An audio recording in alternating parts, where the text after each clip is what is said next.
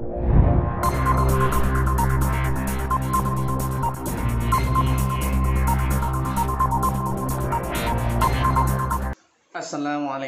warahmatullahi wabarakatuh. Jumpa lagi dengan saya, Karjono Natar. Kali ini saya akan coba berbagi persiapan akreditasi bagi teman-teman. Ya, ini terkait dengan dokumen maupun apa saja yang perlu dipersiapkan berdasarkan item instrumen akreditasi satuan pendidikan di tahun 2020 yang nanti kemungkinan besar akan dilaksanakan di 2021. Tapi kalau ini disiapkannya dalam waktu mendadak sangat tidak mungkin ya. Jadi harus jauh-jauh sebelumnya mempersiapkan diri bagi semua kepala sekolah maupun guru ya. Itu semua harus dipersiapkan jauh-jauh sebelumnya. Karena itu ikuti video ini sampai selesai dan jangan lupa klik subscribe, like dan lonceng serta share kepada teman-teman yang lain. Bapak Ibu sekalian, di video sebelumnya bahwa saya sampaikan akreditasi tahun ini ada dua jenis ya. Ada dua jenis dalam penilaian nanti. Yang pertama itu adalah compliant. Compliant itu adalah sebenarnya adalah input atau menjadi syarat gitu ya. Tapi itu bukan menjadi penilaian utama karena prosesnya hanya 15%. Nah, yang utama adalah di performance. Ya, di performance itu ada 4 jenis. Nah, saya akan menjelaskan yang di di performance dulu. Ini ada 4 ya. Di performance itu ada 4 yang akan dinilai, yaitu yang pertama adalah karakter atau mutu lulusan ya. Mutu lulusan, kemudian proses pembelajaran, kemudian mutu guru, dan yang keempat adalah manajemen sekolah. Saya akan coba urai satu persatu sehingga nanti videonya ini akan bertahap begitu. Kali ini saya akan menyampaikan materi yakni dokumen ataupun persiapan untuk di mutu lulusan, yakni di dalam mutu lulusan sendiri itu ada 4 jenis ya. 4 jenis yaitu ada 3 jenis ya di mutu lulusan itu. Nanti yang dinilai ada 3 jenis, yaitu karakter siswa, kemudian kompetensi siswa, dan kepuasan pemangku kepentingan termasuk masyarakat, stakeholder, dan selain sebagainya. Nah, di dalam yang pertama yaitu karakter siswa.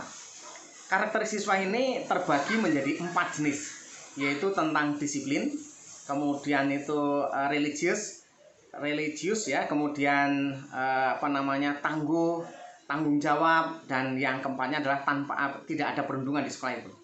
Nah, di antara 4 ini saya akan menjelaskan satu dulu, yakni terkait dengan kedisiplinan. Apa saja yang harus dipersiapkan sehingga nanti video ini akan bertahap atau mungkin bersap-sap gitu ya. Istilahnya part 1 sampai part 33 nanti, sehingga semua bisa menyiapkan dengan baik. Baik, yang pertama adalah terkait dengan kedisiplinan. Nah, kedisiplinan dalam hal ini disampaikan bahwa di sekolah itu bisa menunjukkan karakter disiplin dalam berbagai situasi ya. Misalnya disiplin waktu ya, kemudian disiplin berpakaian, kemudian disiplin dengan kepatuhan. Ada 3 hal pokok yang akan dinilai: disiplin waktu, disiplin berpakaian, dan disiplin dalam kepatuhan peraturan, terutamanya seperti itu. Nah, dalam hal ini sekolah dinyatakan mendapatkan level yang tertinggi atau yang terbaik ya, yaitu dengan level 4. Itu bahwa di sekolah itu berjalan ya, bahwa disiplin dalam kehadiran dan ketepatan waktu. Artinya nanti akan dilihat sejauh mana kehadiran siswa ya, misalkan hadir 100% tapi belum tentu tepat waktu, mungkin masih ada yang terlambat. Nah, ini akan menjadi penilaian di sana. Kemudian berpakaian. Nah, berpakaian juga demikian. Berpakaian itu gimana, berpakaian yang rapi, kemudian sopan, kemudian berpakaian yang memang mungkin seragam dan lain sebagainya ya. Tuh. Kemudian dengan kepatuhan. Kepatuhan itu terkait dengan peraturan perundang-undangan atau tata tertib yang ada di sekolah.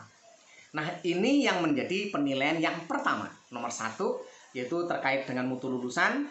Dari mutu lulusan itu ada yang pertama adalah karakter siswa. Nah, di dalam karakter siswa itu ada 4. Yang pertama tentang kedisiplinan ini. Nah, mungkin teman-teman juga harus bersiap diri ya.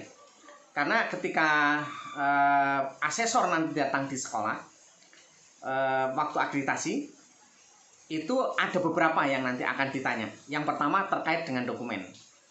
Adapun dokumen yang ditanyakan yang pertama adalah tata tertib sekolah atau madrasah. Tata tertib itu, apakah sekolah punya tata tertib? Nah, punya, misalkan seperti itu. Tapi nanti asesor kalau di sini memang nanti akan ada perbedaan asesor 1 dengan asesor 2, kemampuan dalam menggali data itu tentunya berbeda antara asesor. Seandainya nanti akan terjadi, ini yang kemungkinannya terjadi ya. Kalau di 2 sekolah yang berbeda dengan kondisi yang sama, harusnya nilainya sama. Tatkala asesor 1 di sekolah A dan asesor yang kedua di sekolah B, kalau ini akan bisa terjadi bahwa dalam penilaian akan berbeda karena kemampuan asesor ini benar-benar harus bisa dipertanggungjawabkan ya. Sebagai contoh begini, kalau di sekolah A ditanyakan oleh asesornya, apakah sekolah memiliki tata tertib sekolah? Ada itu dianggap sudah baik. Sementara di sekolah B yang ditanyakan bukan apakah ada, sampai ditanyakan bagaimana membuat tata tertibnya, siapa saja yang terlibat, ya toh? Kemudian sejauh mana tata tertib ini bisa diterapkan, akan berbeda nanti maknanya dengan yang menanyakan apakah punya atau tidak, kan seperti itu ya. Itu tata tertib. Artinya segala macam terkait dengan tata tertib, terkait dengan kedisiplinan itu adalah tata tertib siswa, kemudian kode etik, ya kan? Kemudian mungkin peraturan akademik, itu semua akan digali. Sekali lagi akan digali. Karena itu sekolah harus menyiapkan data-data tadi, tata tertib siswa, peraturan akademik, ya kan? Karena itu terkait dengan pembelajaran nanti. Seperti itu. Kemudian terkait dengan rencana kerja sekolah atau RKS-nya. Nah, sekarang sejauh mana kepala sekolah membuat rencana kerja terkait bagaimana upaya meningkatkan kedisiplinan di siswa? Ada tidak seperti itu? Kalau nanti pertanyaan di sekolah A oleh asesor ditanyakan, apakah sekolah memiliki RKS? Ada, malah tebal sekali.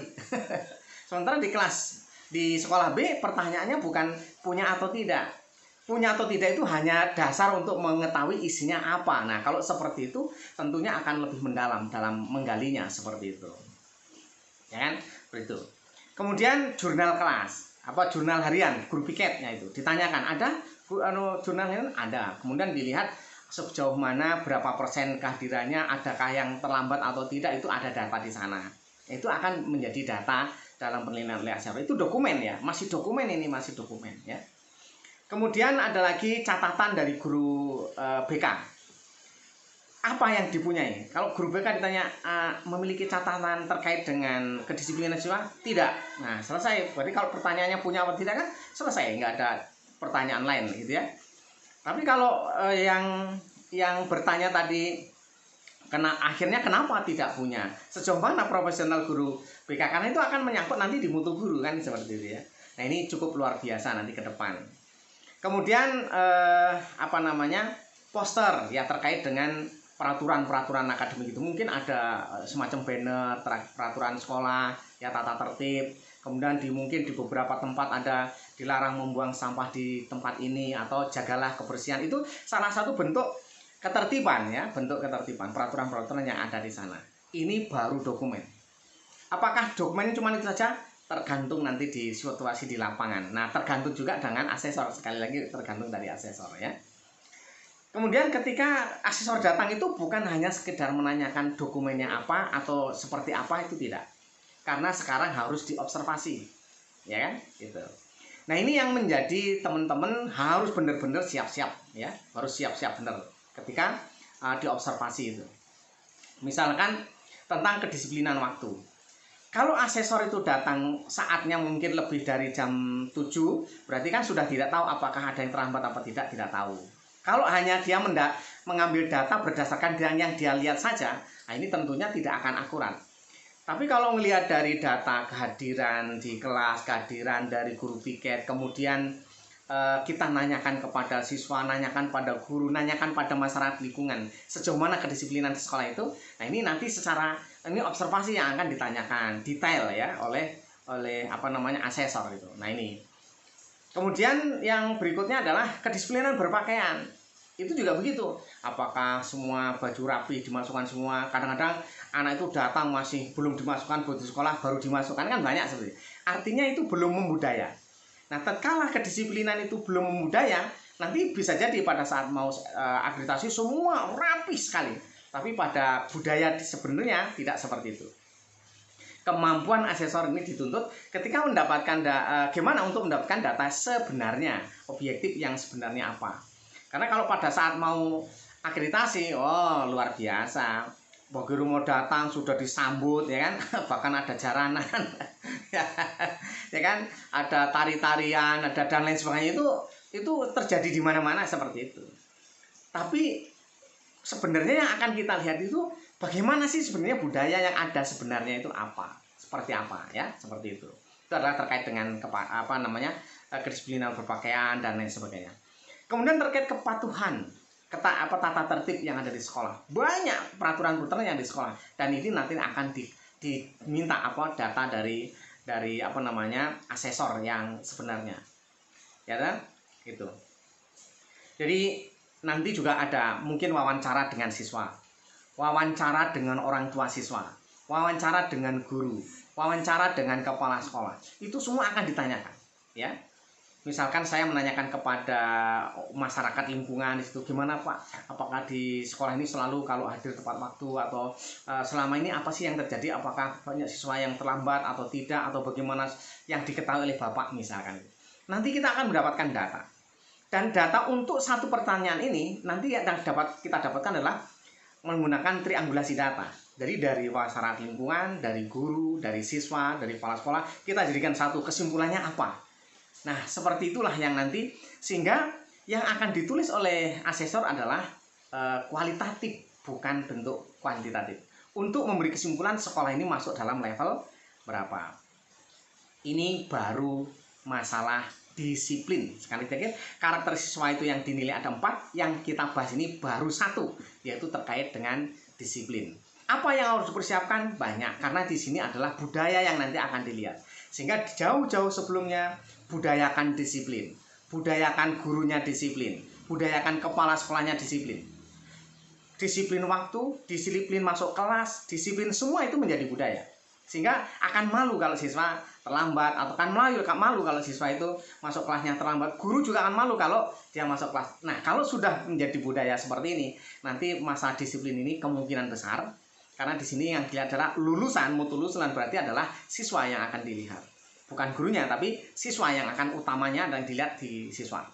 Nah, ini akan menjadi dampak yang nanti dalam penilaiannya akan menjadi baik atau tidak. Baru 1, yaitu terkait dengan disiplin. Itu barangkali nanti akan saya bahas berikutnya, di video berikutnya, ya ini terkait dengan religius ya. Karena itu ikuti video berikutnya, dan kali ini jangan lupa bantu saya klik subscribe, like, dan lonceng, serta share kepada kawan-kawan yang lain. Mohon maaf kalau ada kata-kata yang kurang berkenan, dan saya akhiri. Assalamualaikum warahmatullahi wabarakatuh. I'm walking alone, the streets are empty. The only thing I can see is my own silhouette.